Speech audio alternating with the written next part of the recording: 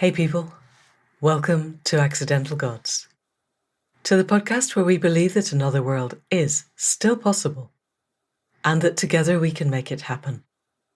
I'm Amanda Scott, your host at this place on the web where art meets activism, politics meets philosophy, and science meets spirituality, all in the service of conscious evolution and increasingly in the service of finding that narrow gap through to a possibility of a future that we would be proud to leave to the generations that come after us. My guest this week is someone who is right at the forefront of making that gap real and showing us the way through.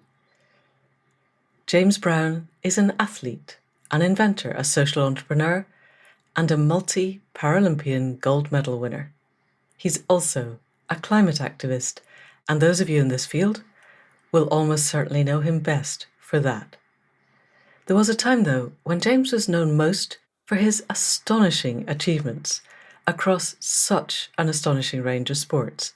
Between 1980 and 2015, he took part in 5 Paralympic Games, both winter and summer, as well as 18 World Championship events. And his range of disciplines was genuinely extraordinary. He was track running, cross-country skiing, he was a triathlete, he swam, he did road and track cycling, and guided running. He has several Paralympic gold medals, was holder of the 800-metre world record for 8 years, and has 3 other world firsts to his name, including being the world's first registered blind person to compete in a World Track Masters cycling event at the Velodrome in Manchester. And then in 2018, everything changed for James. I will leave him to tell you the story of his climate awareness epiphany, the change from petrolhead to activist, to someone who spent time in prison for his activism.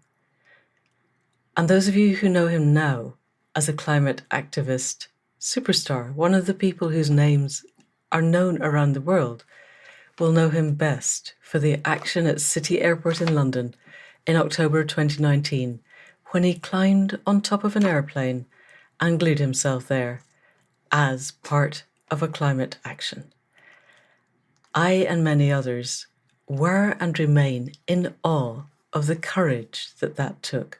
It would take courage if you had planned it out, had a team of 20 boosting you up onto the plane, and were not scared of heights. James is registered blind, was entirely on his own, and shares with me that terror of being more than a couple of feet off the ground. So, in today's episode, we're going to explore courage and activism and the inner journey that we all make to do whatever we think is most necessary to begin to change the world. So, people of the podcast, please do welcome James Brown. So, James Brown, Paralympian, climate activist, astonishing individual, welcome to Accidental Gods, and thank you for turning out at pretty much lunchtime on this amazing sunny summer morning. How are you today? I'm really well, Amanda. Despite the fears of Britain's first 40-degree day looming, and may have happened or not by the time the podcast goes out, I actually do enjoy the warm weather, fortunately. So, and we're very fortunate, my wife and I, we live in a little rented house in Exeter, but we have access to a little piece of woodland up near Dawlish Warren overlooking the sea. And we've got trees, and we've got a static caravan that we're allowed to stay in for a few nights a year, and we're growing stuff, and I'm connecting with nature. So yeah, we were out watering the trees and the plants yesterday. Yeah, so I love this weather. And we still have water. We should be really glad of that, because I know I've got friends in Italy and Spain, and they actually just don't have any water to water their plants with at all. It's all going for human consumption now because there isn't enough. So you're right. The 40-degree days are terrifying, but perhaps enough to bring more people to the passion of your recent life, which has been climate activism. And in all of the things that you have done, I want to explore that in a minute, but I want to find out first. So, you've been a Paralympian. You've been an outstanding climate activist. You're one of the few climate activists whose name is now known around the world.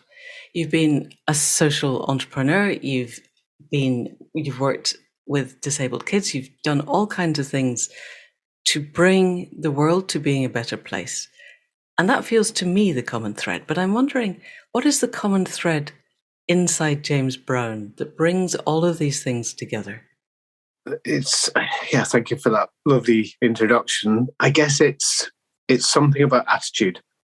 It's something about when somebody tells me something isn't possible, my antenna go shooting out of my head, and I go, hell yeah, surely we can do this. Surely there's a way. There must be a way. All right. The reason that we think something isn't possible is just because our imaginations are limiting the scope of possibilities.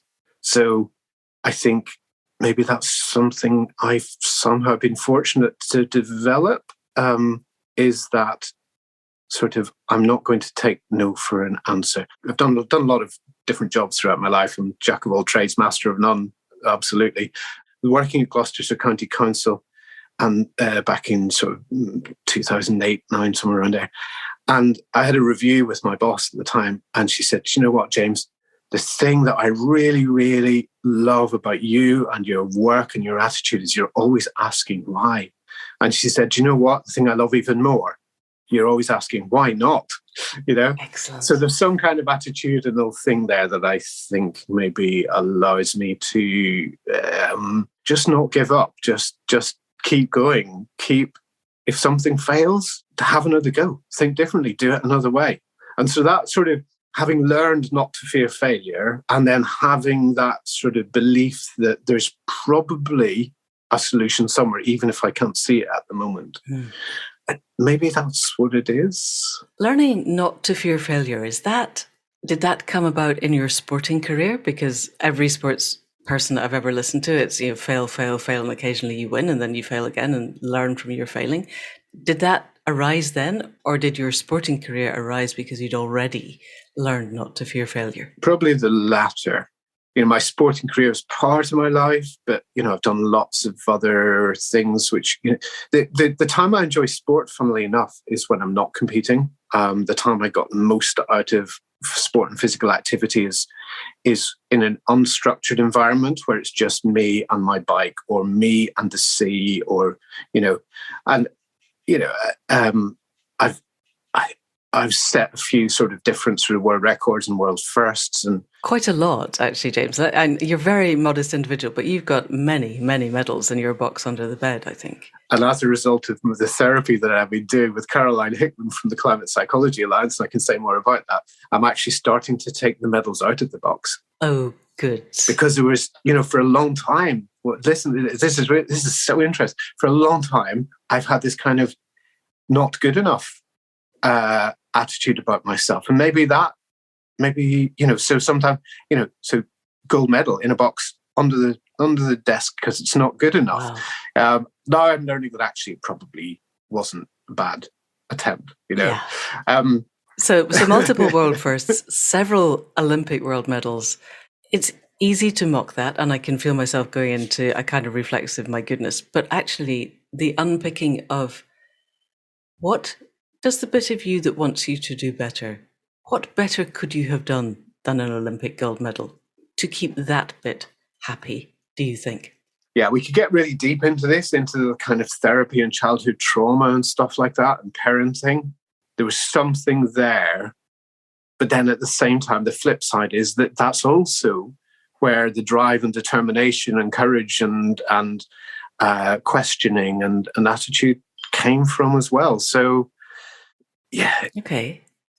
I guess, I always want to do more. And maybe the first time in my life that I have been almost fully satisfied has been through activism, because I faced the kind of PTSD thing that many activists report, after arrest, after imprisonment and so on. And I actually have got to the point now where I thought, you know what? Right. That was good enough. Right. That was okay. I did my best, and I couldn't have done any more. Right, because gluing yourself on top of a plane is it's hard to imagine. That is the gold medal of activism, I would think. So you've been arrested a lot. Can you tell us a little bit about your journey into activism? Because you haven't always been an activist. At least I think you have always been an activist, but not always a climate activist. Can you tell us about how your awareness of the climate and ecological emergency arose and where that took you? Yeah, I mean, just on the sort of activist question, I guess I've been involved in campaigning for equal rights for disabled people sort of most of my life. I've had some involvement in whether it's local access groups or campaigns or whatever. And of course, my work is all about providing mobile accessible toilets, aka the mobiloo, to event organisers who want to be able to include those who require high specification toileting solutions with, a hoist, adult side changing bed, a shower, lots of space. So, I have, you're right, been an activist, I guess, and even just the attitudinal thing that makes me always question, why does this need to be this way? That's kind of activisty. The move into climate activism was sudden and relatively short-lived. I'm still in that zone, but I kind of feel like I've come to the end of a 3-year phase of really high-intensity work, and that came about because I met my daughter here in Exeter at the train station. I was invited to the university to go and talk about social enterprise, which is one of my things, in unfamiliar places and doing presentations, because of my sight loss, I need a bit of help. So she and I know each other really well. She came down on the train. We had a bit of time to kill. And I just thought, Alice, you're not your usual self today. And she just broke down in tears. And, she'd been studying geography and environment degree at the time. And she'd always been interested in bugs and birds and nature and stuff. Whilst her dad was kind of, ogling Subarus and Lamborghinis and fast cars. And suddenly in that moment, to see her grief, to see what she was experiencing, she had been reading that morning, some scientific reports, which she was passing on to me at the time. And, to hear that in one particular South American country, there'd been a 98% drop in ground-dwelling insects in 30 years, right? 98%. That's Yeah. I said, well, okay, you don't need to be an environmentalist. You don't need to have empathy with bugs, right, to get that that's catastrophic. That's the mathematician in me that gets that, like you can't sustain a 98% loss in anything and expect things to be okay. So that was it. That was the moment, and it was so powerful to share that experience with Alice. She was absolutely grief-stricken. We cried and cried and cried. I don't know how we even managed to get through the talk after we did get to the university, but we did it. Did you tell the audience what you'd just done? Was that part of your talk? Oh, well, I'll tell you what. Well, what is interesting, the university, the engineering department, had given me a title for the talk, which was Social Enterprise, brackets, Innovating to Save the Planet, right? That's handy. Now, this is kind of coincidental because I wasn't coming down to talk about saving the planet. I didn't even know the planet needed to be saved. I came down to talk about social enterprise, Mobiloo project, and some of my work and some of my thinking about organizational structures and cultures. And here's this title, Innovating to Save the Planet. So I kind of wrote it up on the whiteboard for the students and said, right, I'll come back to that later. And I did at the end of the talk. And I said, right, well, okay, so social enterprise. So, okay, so what's the opposite? And they go, anti-social enterprise, of course. I said, okay, so social enterprise, I'm just exploring here with you folks. I don't know if social enterprise is saving the planet. What's anti-social enterprise doing? And, of course, they say destroying the planet. So it kind of fitted in the context of the conversation with my daughter from the day quite neatly, and purely coincidentally as well. Okay, so creating a generation of activists as we speak. I'm really interested in that epiphany moment and wondering how much it was intellectual and how much it was that if your daughter had just walked up and said, hey, Dad, I've learned about 98% insect destruction, I think it wouldn't have had the same impact as watching her in personal existential grief. Am I right on that, do you think? 100%. And so then I'm thinking in our activism that one of my difficulties, I look at friends of mine who are climate scientists who've been sounding the alarm bells for 40 years. Yeah. Things are bad. Things are really bad. Things are really extremely bad. God, guys, we're going to see our first 40-degree day in Britain. This is not good. And it doesn't touch people because, it's not emotional. I wonder if we saw one of those climate scientists break down as you saw your daughter break down, would that make the difference? And I don't know, because is it the relationship with your daughter had to be there first? And you just see, I don't know, if we saw David Attenborough just break into complete grief on television, would it have as much impact as watching the last episode of Blue Planet? I don't know. What do you think? Well, I mean, we did see it with George Monbiot, I think, a couple of months back. That's I think true. he broke down on it. No, but what you point out now, which is the important personal connection with my daughter, I think that was, for me, the key. Yeah. I think if I'd seen George Monbiot break down, it clearly wouldn't have had the same impact as my own daughter. Right. It was a massive wake-up call to me. It was like, right. This isn't your responsibility, Alice. My God, at least I can do is stand alongside you here. Right. You know? Right. And so did you stand alongside her? Oh, God, yeah. Like within a few days, we were arm in arm, in tears, walking onto the bridges in London for that memorable occupation back in November 2018. That was such a profound moment. Yeah. I'd never broken the law before. To step out onto the road when you've got police standing there saying don't do it, and you just do it anyway. It's that feel the fear and do it anyway thing. Yeah. So, one might argue, because of my lifetime of experiences of doing all kinds of crazy, challenging things, mostly in sport, but, you might think, oh, that was easy, but it wasn't. No. It wasn't easy.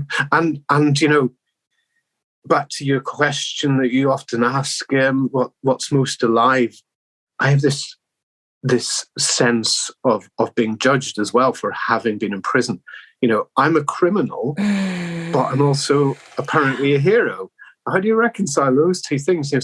So different people have very, very different attitudes, perspectives, or ways they look at us as activists, and that's really hard. It's really, really hard to live with that sense that you're being judged by others to have done, to be a criminal.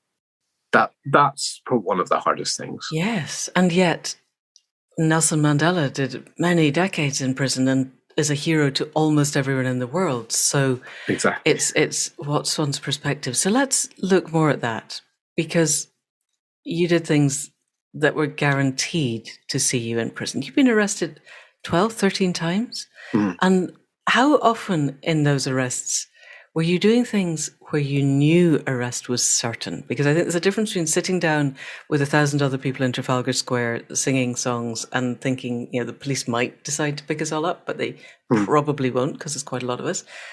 And then there's other actions which are guaranteed arrest happening. How did you shift from one to the other? I'm going to have to tell you a little story here, Amanda. Go for it. And it didn't result in arrest, actually. Well, I'll come on to that in a minute. It was the Spring 19 rebellion, wasn't it? Where XR created the garden bridge and the pink boat and everything, right? I had one of the Mobiloo vehicles on the roadside in Marble Arch, so we could support other disabled people who needed high-spec toileting solutions. Yay. In order to be able to attend. So we had the Mobiloo there. It was really hard work. I found it really hard to get reliable volunteers because everybody was out rebelling. And I was trying to do both. Anyway, I closed up one night at about 8 or 9 o'clock. It was dark, and I got somebody to guide me up to the Pink Boat, just a few hundred metres along in Oxford Circus. I had my white stick with me. I was holding somebody's arm because I really can't see well in the dark at all. But I was aware, as we were approaching the Pink Boat, I was aware of a bright yellow jacket beside me. I thought, oh, a police officer. So I turned to the police officer and said, "Excuse me, officer, I'm visually impaired." At that point, I hold up my white stick just to confirm, here's the evidence. And I said, "Where do I go to be arrested?" And he said, "Sir, I would have to advise you not to do that. And I said, well, okay, officer, I understand your position. Hypothetically speaking, if one wanted to maximize one's chance of arrest, what might one do? And at that point, he just took me by the arm and he frog marched me over to the crowd, around the people. He said, sir, I'll just take you over here to your friends. If you sit amongst them, I and my colleagues would be along to get you very, very shortly. Fantastic. And I said, thank you very much, officer. I'm much obliged. But yeah, so, wow. I mean, there have been times, I suppose, whenever I sometimes get, I don't know, it's a hard thing to say. I do sometimes get frustrated. I sometimes feel if we together, all of us in XR, could just go a little bit further, every single person take one little tiny step further, we might be close to achieving something, getting some breakthrough, some tipping point, whether it's in the media, whether it's from the government, the police, whatever. Well, you did. You got them to put up the amount of prison time to 10 years. They're obviously worried. And yes, that in itself is a response. It's just a response that I imagine from my completely mouse-like invertebrate position of not really wanting to spend 10 years in prison is probably going to put quite a lot of people off. I'm wondering, because you've spent actual time in actual prison. Tell us a little bit about that first. But before we go there, I have another question. Did you get arrested? Was the policeman right?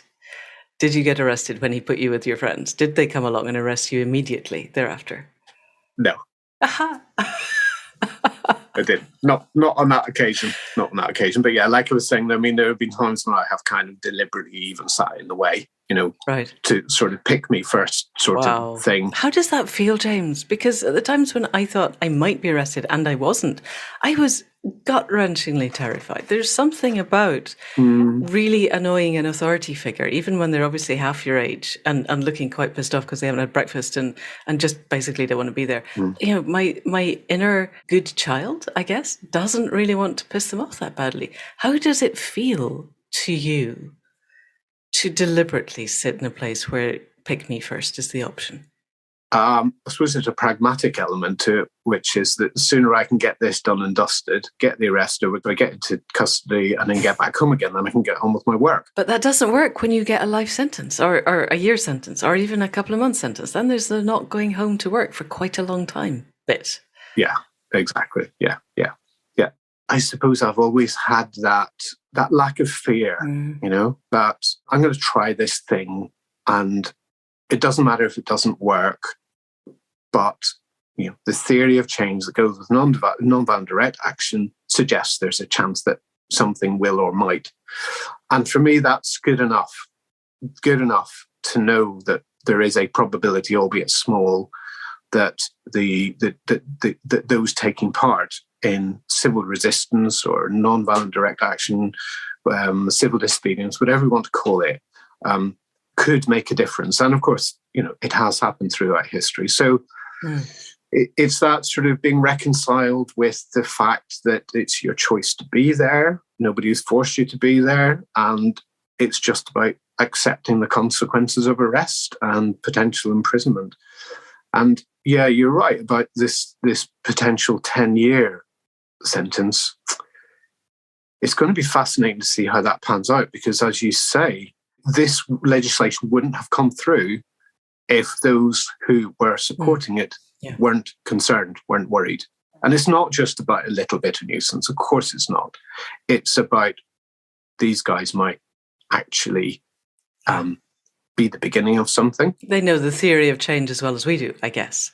They do, and they know the science. Yes. So they know the necessity for action. And they're just constrained by the system from taking it. Therefore, so they just have to arrest us and try and put us in jail. Do you think that's the case? Do you know many politicians who are, let's say, in government and have the power to change things? Is it genuinely that the system is constraining them, or do they believe themselves to somehow be invulnerable?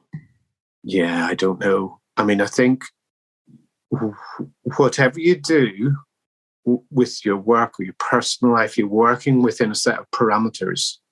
And the parameters of our electoral system require the politicians to campaign for the next general election. Yeah. There's nothing in there that requires them to think long term or behave long term, and the system wouldn't reward them if they did. Yes, fair. So that's why I really like the sorts of conversations that I hear you often have with your guests about, and you work with Threetopia, so about sort of developing something separate in parallel, some sort of community. Yeah, an entirely parallel system. Indra Adnan calls it a parallel polis, where basically they can do whatever they want out in Westminster, and we just ignore them and get on with what we're doing. And so we have a theory of change that takes us there, and it takes a certain amount of activism. And I'd like to look forward. I particularly would like to look at your work with Caroline Hickman. But let's go back a bit to growing up in Northern Ireland during the Troubles and how that shaped who you are. Because you're a Paralympian, you have boxes of medals, and in activism terms, you're one of the few activists whose name is now known around the world. How does your childhood create that in you, do you think? Well, I think my childhood experiences are absolutely behind this sort of attitude and philosophy to life that I have.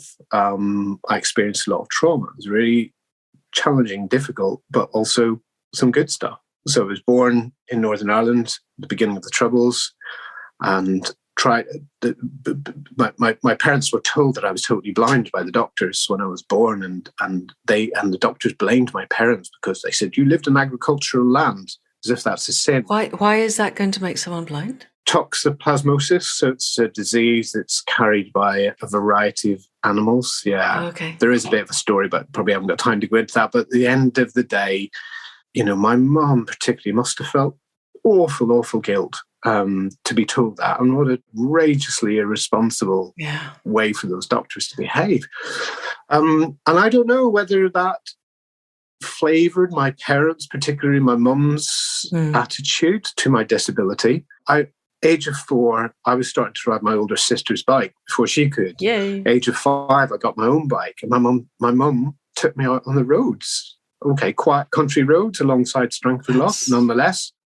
A kid with 5% sight riding his bike. Wow. And then by the age of 7, I was on my own. So I did a lot of exploring by bike when I was a kid. And, a bike was my independence. So you could see a little bit? Yeah. And in fact, navigating a road is actually much easier than navigating a pavement because there are no steps, no bollards, no people. It's quite organised in comparison to a pavement. So oddly, I'm pretty much fine as long as the light conditions are good. So I went to this awful boarding school in Belfast. 1969 I started out, which was I think when the Troubles really started to kick off. And, we would hear the guns and the bombs and the shootings each night. It was a really violent school. I was badly attacked by one of my roommates one night and left with a big hole in the side of my face where he decided to bite a chunk out of it. How do you end up with kids that emotionally disturbed being shut in rooms together? Yeah. Oh, well, there you go. There was a lot of it. And was this a Catholic Protestant thing? Were you also being crushed in with people from the other side of what was by then a very violent divide? Of course, yeah. The sectarianism within the school was quite palpable, but also, you won't believe this, they mixed blind kids and deaf kids together. And, if you can choose two groups of kids to have the least possible chance of communicating, it's blind kids and deaf kids, because each of them relies on the sense that the other doesn't have. So, yeah, it was a bit crazy. It was really, I found it very hard. I was off sick a lot. And at the age of 9, we got a new GP in our village and came to visit me and saw me on my sick bed and went downstairs to my mum and said, I think he's got some allergies. He's got a bit of a throat thing going on. But he said, the main thing is his head. He's depressed. He's hating this school thing. He's really traumatized. What does he love? He needs a distraction. And my mum said, he loves cars. And the doctor, without saying anything, lifted my mum's phone, dialed a friend of his, who was the owner of the local motor racing circuit. And he said, I've got a 9-year-old blind kid here. He's a bit run down and depressed. Can he come and drive his mum's car around your racetrack? And the guy goes, yes, of course he can. And that changed my life completely. Totally. Yeah, my self-esteem went from rock bottom to sky high. And that was a big turning point. Yes. You're driving as a 9-year-old. I mean, you must have been the envy of the school then. Yeah. My reputation at school changed. Suddenly people spoke to me. Suddenly, teachers, pastoral staff, always dying to hear, well, what did you drive this weekend? Because I had a neighbour who worked for the Irish Times as a motoring correspondent. So he had a new car every Friday. Wow. And he would take me to the track. So I was driving Porsches and, all kinds of stuff. Yeah, it's pretty amazing. So sort of the riding of the bike, the attitude of my mum especially, but also my dad, not placing limits on me, and almost going the other way. Almost it's like, because you're blind, that nobody else is doing. No other 9-year-old is driving Porsches around a racetrack. It's just not happening. Wow. Did you engage in sport then? I mean, did racetracks then become a thing? Is that why you ended up doing the sports that you did? I don't know. I think I just discovered a love for running one day. My mum was driving us to a friend's house along the shore road beside Strangford Lough. And I said, Mum, I want to get out of the car and see how fast I can run. Whoa. So I remember I did 15 miles an hour. I was probably about 10 or something at that time. And I just discovered a love for running and a love for being outdoors. And of course, I already had a bike. And I've done some pretty cool, fun things on bikes. Most people think, well, he's blind, therefore he goes on the back of a tandem. And I made that mistake. But when I decided to take part in the London 2012 Olympics, I joined the Irish Paralympic team. And for the first time in my life, I was on the back of a tandem. I actually found it really, really hard. Yeah, because you're used to being on a bike on your own and having full control. Or on the front of the tandem with a girlfriend on the back, Oh, and did they swap you? Were you able to go, guys, this is not me, I need to be in front? Was that a thing? No. Totally against the rules. But I tell you what I did do. I was doing a lot of track riding, velodrome riding on the tandem. In fact, myself and my first tandem partner in 2012, we managed to get a silver medal in our first race together, which is the World Championships in LA. Wow. And then we got a bronze in London in one of the road events. But a friend of mine who I trained with on a tandem, a friend from much closer by at home, he once said to me, he said, I think you could probably learn to ride a solo bike on the track. And for the first time in my life, I said, no, I can't. Interesting. And I've never had that response before, and I don't know why. And he said, yes, you can. And together we worked out how to do it. And we worked with the coaches at Newport Velodrome. And I ultimately took part in the World Masters, the World Masters Championships in Manchester Velodrome on my own on a single bike. That's one of my firsts. And, that is again about this demonstrating that what you think may not be possible, actually, yes, it can be done. Right. And we should be teaching this to generations of children. This is human potential lived in real time. Are you teaching your own daughter? Does she have the same "yes, we can" attitude? Yeah, I've got two of my own kids, two stepkids, and I tend not to kind of lecture. Okay, yeah. Kids, it's like it's a process of osmosis. I behave in a particular way. If they choose to like it and emulate it or take something from it for themselves, that's fine. And yes, I think all of my kids are developing that sort of why not? Of course we can sort of don't accept the first thing we're told. Right. Let's challenge this assumption. Maybe things can be different. Yeah, definitely. Brilliant. I've done quite a variety of sort of jobs through my life.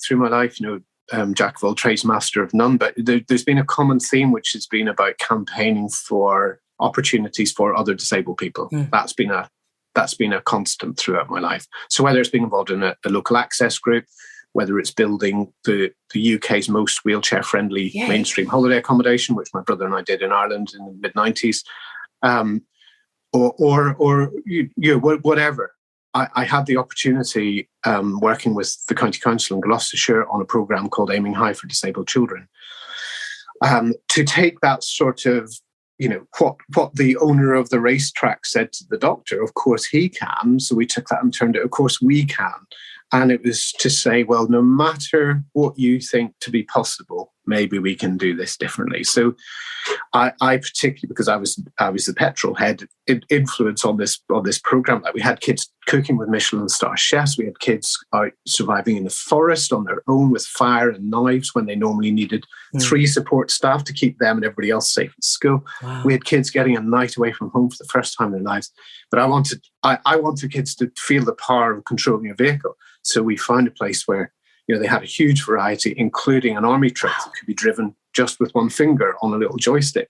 So, we got the kids out of the wheelchair, strapped them into this thing and set them off, with supervision, obviously. But we had kids with learning disabilities riding quad bikes very, very safely. And it was great. And it was just that, it's just that sort of, let's find a way to do something that most people think not to be possible. That's what it's about. Right. And that seems to be the common thread of all the things that I know of that you do. And I only hear, obviously, the kind of peak achievements. But let's find ways to do things people didn't think were possible. So I'd like to look at your most famous act of activism, which was the airport bit. And some people probably don't know the story, so I'm not going to be the spoiler. Tell us, how did you do that? And particularly, I'm interested in how did it feel? Because we've looked at your courage already, and I am still in awe of it. But this was another 100% guaranteed arrestable action. Tell us what happened and how you felt. It was. I think it was a few days after the Canning Town incident where protesters were pulled off the top of the train. There's that's very controversial action. I think most people think that it was a mistake. Some people don't. A couple of days after that, I find being in London really hard. I find being involved in protests really hard. It's not an easy choice, right? I was really at the end of my tether in London, and I just want to go home. I want to get away from all this. I heard of this occupation of the city airport the next morning in London. I thought, well, I'm here, I might as well give it a go. And I went to a briefing, and I went back to my friend's flat, and I ordered a plane ticket to get through the airport. And off I went in the morning, and I arrived certainly earlier than the others who also had tickets and were also planning to go through to airside to conduct their peaceful protest there. I ended up going through on my own. And as I sat there in the departure lounge, I was thinking, maybe nobody else is going to come join me. Maybe this is it. Maybe I'm on my own. And that's what it felt like. And there are all kinds of reasons why others chose to do different things. I think one protester did come through and stand up on a plane and gave a speech to the passengers and prevented the plane from taking off. I wasn't aware of that at the time. I was sitting in departures, and the whole notion of climbing onto the roof of the plane only came to me then in that moment. It wasn't planned. It was fairly spontaneous. But, I'm used to, as you would call it, dynamic risk assessing. My life has been all about risk. It's been about sort of, we're hurtling down this mountain on the tandem, and we've just had a front wheel blowout. What do we do to stay alive here? So we as athletes, you learn to think quickly, I guess, and respond to circumstances. So I kind of thought, I wonder, can I get on the roof? There was a plane just standing there. It was the plane that I was due to go on to Amsterdam. So it was there. I was taken out first, and I was climbing the stairs, and a member of cabin crew welcomed me and said, "Hello, Mr. Brown, can I take your bag?" And I said, "Yes, please, because I need to get on the roof for a minute." And I gave her my bag and my jacket, and I climbed on the roof. And I could just hear her put her hand over her mouth and go, "Oh my God, you actually did it." And, as I was climbing, I made it really clear to her that I was part of the Extinction Rebellion. This is a peaceful protest, non-violent. I just wanted her and the rest of the crew on the plane to feel no sense of threat, if you like, Yes, you're not got a bomb. You're not going to blow them to pieces. No. This is XR, and they will have heard about XR because by then everybody had. Right. They were all briefed. Yeah. Right. Yeah. And did City Airport know that you were coming? Because I know in most of the XR actions, all of the authorities pretty much know the route they're going to take, because we have to track ambulances through different routes, things like that. Mm-hmm. So had City Airport been forewarned that something was going to happen? Yeah. Okay. Right. Yes, they were. And I had even had a conversation with the woman at the check-in about the protest and other staff who I encountered on my journey through. But yes, given that the airport staff knew, it kind of seems to me slightly remarkable that they didn't notice that I was wearing an Extinction Rebellion t-shirt and carrying a tube of glue in my pocket, even though I went through the scanner. I was fully frisked. I had the wand. I was, obviously randomly pulled out for a full security check. With an XR t-shirt on, that's really random. It was, yeah. And that was a mistake on my part. I got dressed early that morning. So, XR t-shirt, throw my jacket on, not thinking, when I go through security, I'm going to have to take the jacket off again. So, it wasn't a deliberate sort of ploy on my part to test the security system. It was just a set of circumstances. You asked about sort of what I was feeling. And when it got time to step out onto the tarmac, walk across the steps, suddenly Elvis's song, "A Little Less Conversation, A Little More Action, Please," came to my head. And that stuck with me whilst I was climbing up and whilst I was sort of sitting on the top of the plane, trying to get ready to do a Facebook Live broadcast, which I'd never done before, not prepared for. Couldn't see my screen because it was a bright sunny day, but somehow I managed to make it work. And apparently at one point so I was talking about my reasons for the protest, the climate crisis, my concern for my kids and my grandchildren. And apparently at one point I said, I've never done a live stream before. I don't even know if this is working. I can't see my screen. And apparently one of my friends from Exeter was kind of typing a message to me and said, "Mate, there's 18,000 people watching this already and you've only been going 30 seconds. Oh, fantastic. And by this point, are they trying to get up after you? Because I'm thinking climbing on top of a plane is a non-trivial event. I know you're used to dynamic risk assessment and going down mountains in bikes where suddenly you've got no tire. But actually physically, the physical dynamics of doing that route. I used to be a rock climber and I'm trying to work out where the hand and footholds are between the stairs to get up to the plane and the roof of the plane. It's not really designed for people to climb it. How did you do that? Oh, I don't know if I can share that with you. Would that be my incitement to you, Amanda, to go and climb on a plane? I swear to you, James, that I am not going to climb onto a plane. It's not part of my life. You've got the handrails at the top of the steps, and then you've got the door. The door obviously opens out from the fuselage, and the top corner of the door is easily within hand reach, even of a tall person. No, well, even somebody 5'6", 5'7", I think could probably reach the top of the door, especially if you give a leg up on the handrails. So once you've got a handhold and a foothold, or one handhold, two footholds, it's not far to go from there. It was really like a couple of seconds, really, from the point at which I told the member of cabin crew that I was going to go up until I was actually sat on the roof. Right. I did move around a bit. I did the live stream, and I think for those who have seen the live stream, I think hundreds of thousands of people have watched it. The fear is very obvious because I hate heights. Right. Oh my gosh, James! I'm terrified of heights. And as I was doing the live stream, I eventually had to stop just because all the adrenaline kind of fairly quickly kind of ran out of me, and suddenly I started to get scared and shiver and cold and getting up is always easier than getting down. Any climb, getting down is the hard bit. Absolutely. Yeah. So that's when I turned and lay down on the plane, and then the fire crews and police came and sort of put a blanket over me because I could see that I was actually quite shaky at that point. And had you superglued yourself by that point? Because you just happened to be carrying some superglue, right? Because that's what you do. Yeah, it's kind of part of this sort of toolkit of the activist, isn't it? Yeah, yes, I did. I superglued one of my hands to the top of the plane right. Towards the end, when it looked like I was going to be taken down. I added a little glue into the mix. And so it delayed it a bit. So how long were you up there altogether? About an hour. Okay, that's long enough to get really quite cold. Mm-hmm. I'm kind of impressed, though, that the police and the fire crews threw a blanket over you, because I had not really, I suppose this is my projection of them all as monsters now, imagined that much humanity. Were they decent to you, or were they just incredibly pissed off? Oh, totally. No. Absolutely lovely.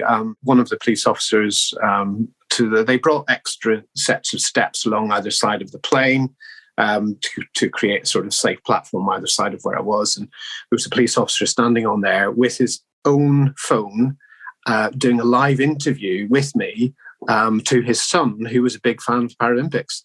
This police officer obviously worked out who I was, and he thought, I'm going to catch the chance to interview this crazy guy on top of this plane for my son. Yay. So you were able to tell him why you were doing what you were doing? Oh yeah. It was all quite good humoured, really, to be honest. Right. Yeah. Right.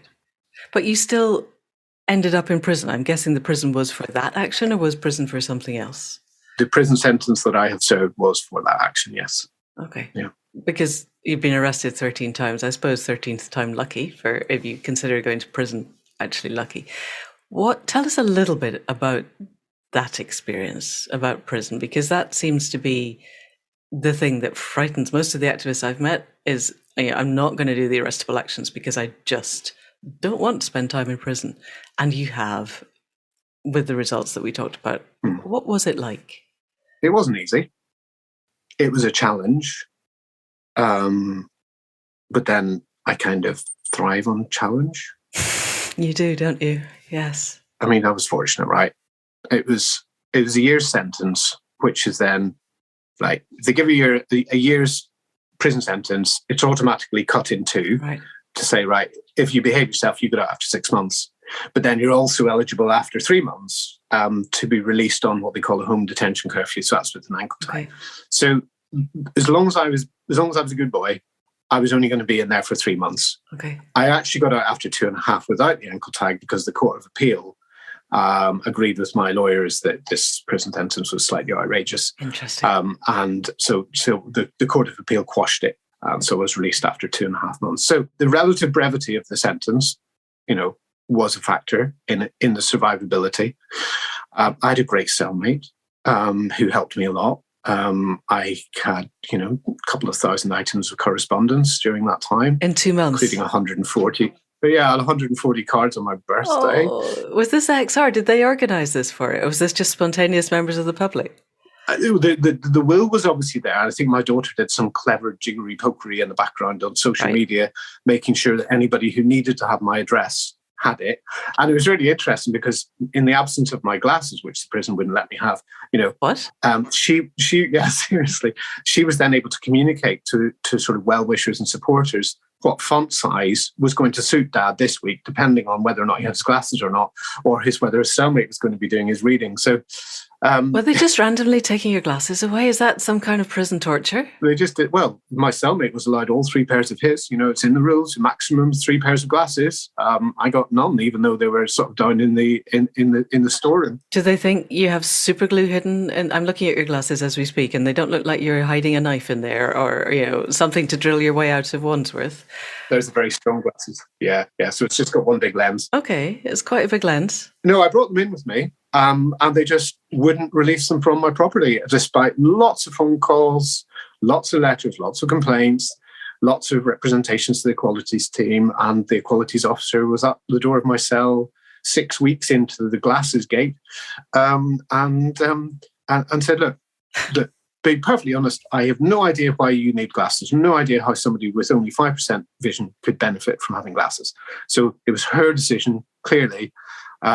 But ultimately, I did get them after about 6 or 7 weeks, but it was a hell of a struggle. That's a month and a half into 2.5 month sentence. But the other, really, seriously, the other guy has all 3 pairs. Is this because they were anti-XR? Was this some kind of power statement on the side of a power structure that's just deliberately being difficult? I think the response from officers was very much individual. I did come across some staff who were incredibly anti-XR, especially the guy who was running the property section on the day that I was brought in, oddly. Okay. He was very, very clear to me directly that, he more than disapproved of protest and that all protesters should be locked up forever. Wow. At least that would mean his job was secure. Well, then the other side of the coin is that, I not only did I receive a huge amount of support by, in the form of letters and emails and cards, there was a presence of supporters outside the prison every single night that I was there. Every single night, there was a coordinated team of people outside playing drums, singing, doing poetry, lighting candles, engaging with prison staff, members of the public. And one night, shortly after I was there, one of the wardens came to my cell. I hadn't seen this guy ever before. He was from a complete different wing. And he said, I just want you to know that I was on my way home, didn't know you were here. I was on my way home. I met your supporters outside. And you know what? They're the loveliest people. And they're so lovely that I just had to come and meet you. Oh, that's going to make me cry. That's amazing. I know. It was remarkable. So, you can't tar, any group of people with the same brush, That's fantastic. And what about your fellow prisoners? You said your cellmate was really helpful. Were you in a wing? Was your cellmate, he had 3 pairs of glasses. Was he also legally blind? Or was it just by chance that you ended up with someone who had lots of glasses? No, he was, he's sort of in his late 60s. So, yeah, he uses glasses. Okay. Reading glasses, long distance glasses. Yeah, okay. Yeah, exactly. Yeah. So, no, I mean, we didn't get any special treatment really at all. The first wing we were on, the induction wing, was really quite friendly. And we kind of knew that. And we did ask if we could stay there. But we were told there was no way. So we were actually shipped off suddenly. You don't get any warning about anything in prison. It's just 2 people at your door with a trolley. Pack your stuff, you're moving, right? So you have to pack your stuff in 10 minutes or as quickly as you can because you get shouted at. And then we were thinking, as long as it's not wing A, please don't send us to wing A. Where did we land up? Wing A. Wing A, of course. Yeah, one of the harshest wings on one of the harshest prisons in the country. But that felt that we had a real prison experience. Like, we know what prison is in Britain now. We've been there, we've experienced it. So this is, you're speaking in the plural. Was Steve also an XR activist? No, but I guess I talk about us together because we were very, very close during that time.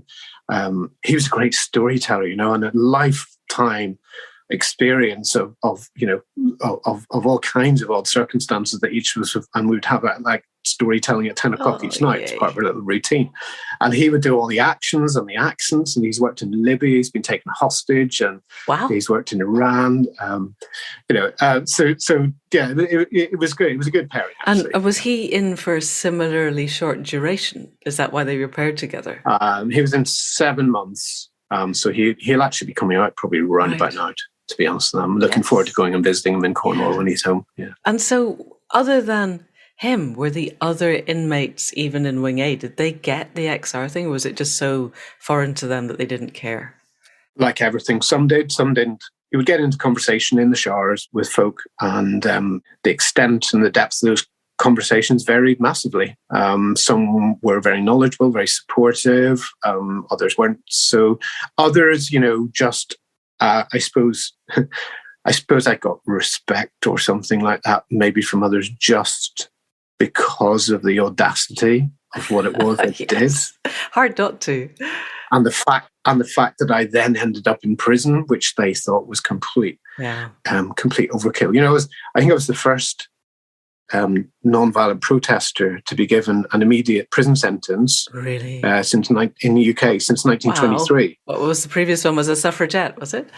Well, I know others have been on remand and things, but I suppose that's just a sort of a nice little stat. Yeah, another world first.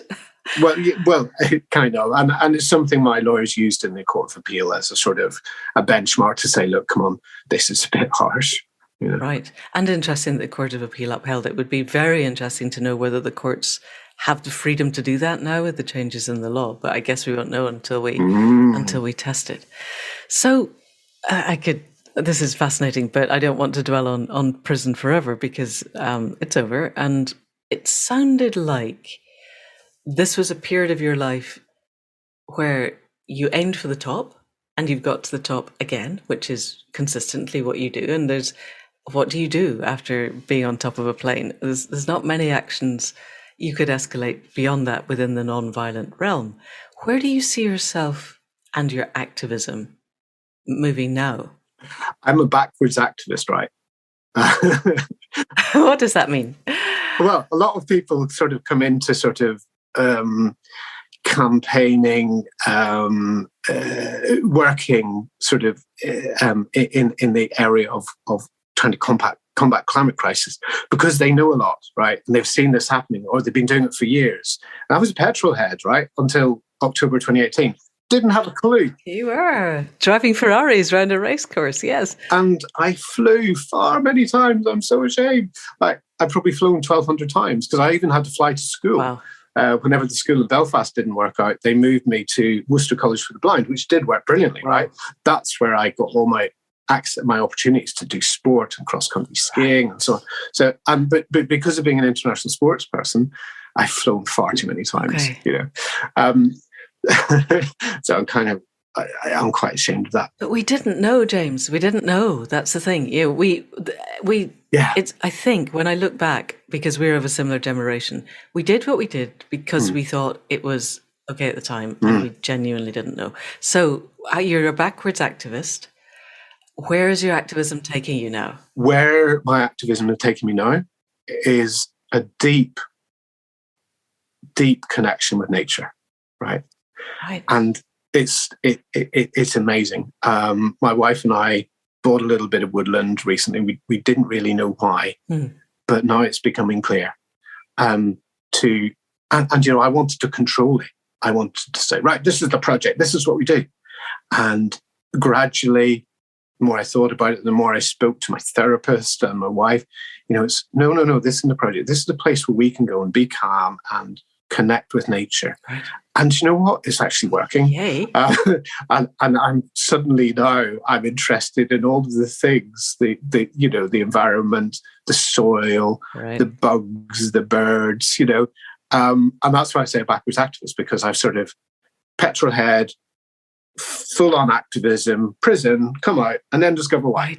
Right. So it's like, and this kind of spiritual connection, this inner work that I've been doing, listening to a lot of your sort of meditation stuff and so on, which has been really helpful. Connecting with fire and water and the elements. That's where I'm going right now. It's like, fantastic. Oh my God, this thing. And my brother reminded me recently, actually. He said, well, do you not remember when you're a small kid and you get asked, what do you want to do when you grow up? And I go, I want to be a farmer so I can sit in the mud. Oh, really? Oh, fantastic. So now you're sitting in the mud. Yeah. Yes. I know. Exactly. Yeah. So it's been with me all my life and now it's coming through again. That's so beautiful. So because of the nature of this podcast and how it arose, I am asked a lot by people of how do we connect? How does it feel to you to be connected? Can you describe some of the felt sense and perhaps a little bit of the process of that? Or is it just too numinous and impossible? No, it's amazing. To suddenly realize that we are just part of the earth is phenomenal. Like, I'm not scared of death anymore because I'm just going to go back to the earth where I started. And I'm going to just be part of this wonderful thing that we need to honor and save and respect. So that's been the most profound thing for me. And I don't know, also just a sense of inner contentment. And that's in the midst of a lot of problems, still kind of suffering PTSD from 3 years of very, very intense activism in prison. And I've got a lot of pain at the moment in my body, a lot of physical pain. But I'm kind of thinking, as the spirit, the soul, the mind, calms, maybe the body will come with it and maybe I'll stop experiencing this pain. So I don't know if it's long COVID. I don't know if it's arthritis. I don't know. We're having investigations. But, despite the fact that I've got pretty debilitating physical conditions going on at the moment, I've just never, I don't know. I've just got this sense of calm and happiness and freedom, and my relationship with my wife is amazing. Like, through prison, we wrote to each other. We wrote letters, which we hadn't done for forever, really. And those were so profound and so powerful. And yes, that communicating, that's what it's about, I guess. Isn't it just? That's so beautiful, James. I had other questions I wanted to ask, but honestly, I think that feels such a profoundly moving and genuine and powerful thing that I think we will just wrap there and perhaps come back and talk to you again in a year and find out where that sense of deep heart earth connection has taken you. So unless there's anything if you have any last things that you want to say to everybody, then this would be the time. I don't know. I think, for those who are contemplating taking direct action, and it's only one of the bits of the recipe, like we don't even know the recipe, right? But direct action for me and for many has to be part of the recipe. And like I've said before, we don't know the outcome. We have to be comfortable with that uncertainty. We have to be comfortable that we don't know what the result of our individual actions will be. But the point is, it's a snowball effect. It builds up. So I guess this thing that I say this not because I'm judging or deciding or any kind of commentary. It's because of what folks say to me, right? The two big themes that came through in all of the letters and emails in prison. I'm really scared for my children, and I wish I had more courage to take the action that I want to take. So if there's some way that we can inspire folk to have the courage that they say they want, yes, in order to take the action that they feel they're prevented from taking, yeah, I think if I can support folk in that way, I would love to be able to. Alrighty, we need almost. It feels like we could somehow create a vehicle for that. We will support you in your courage. We will support the evolution of your courage. I would need to think about that, because that feels, you're right, if we can get the movement, any movement, growing, and we don't know how big, but tipping points happen amongst people, they do. And I am in awe of your courage. And so I suppose listening to you and understanding that you knew you'd made a choice, and it was a clear choice, and that the prison experience wasn't great, but you're here now, and your life now, I'm hearing you, feels like you're in a very, very good place. And partly, I imagine that's because you have done what you've done. You've stretched your courage to its limits.